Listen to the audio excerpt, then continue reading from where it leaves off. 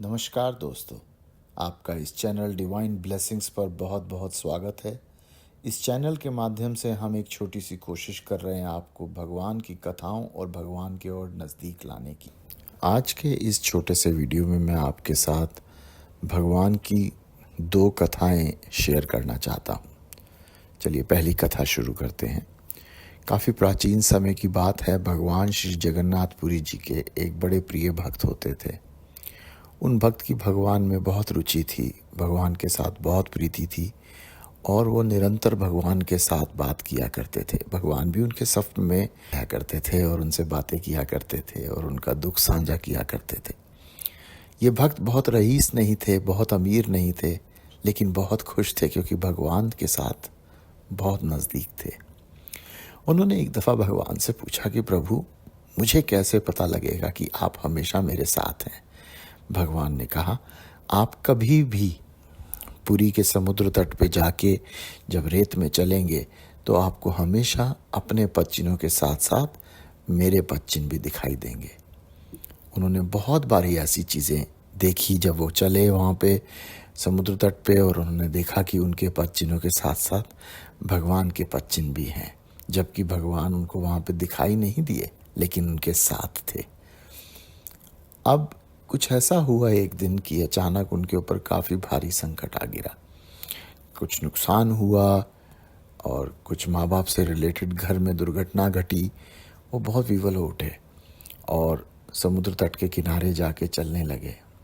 उस समय उन्होंने देखा वापस पीछे मुड़ के तो उन्हें सिर्फ एक ही पदचिन्ह दिखाई दिए। तो उन्होंने सोचा कि भगवान मुझे छोड़ के चले गए। वो उसी समय सीधा भगवान श्री जगन्नाथपुरी के मंदिर के बाहर गए और गुहार लगाई कि हे प्रभु, आप मुझे छोड़ के चले गए, इसीलिए आज मेरे साथ इतना बड़ा संकट हुआ। आप कहाँ चले गए? भगवान रात को उनके स्वप्न में आए फिर से और बोले, क्यों रोता है? मैं कहीं भी नहीं गया। जिन पदचिन्हों को तू आज देख कर आया है वो तेरे नहीं, वो मेरे हैं।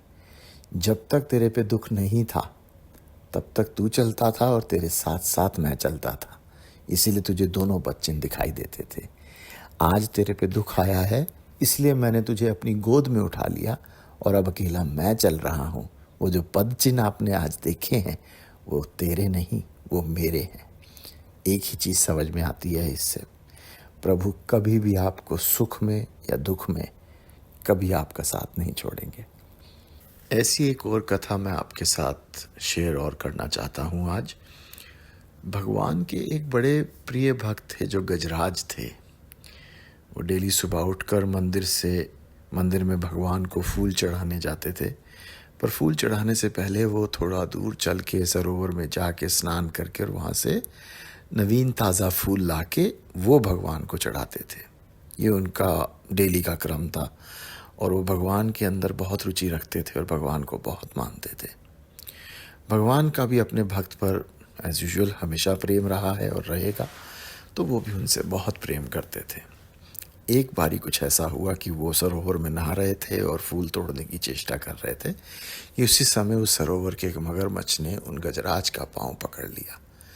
बहुत कराए गजराज, काफ़ी रक्त निकला, काफ़ी पीड़ा में थे। उन्होंने भगवान को आवाज़ दी कि हे प्रभु, मुझे इस पीड़ा से बचाइए, जैसे आप और हम सब करते हैं जब हमारे पे दुख आता है कि हे प्रभु मेरी रक्षा कीजिए।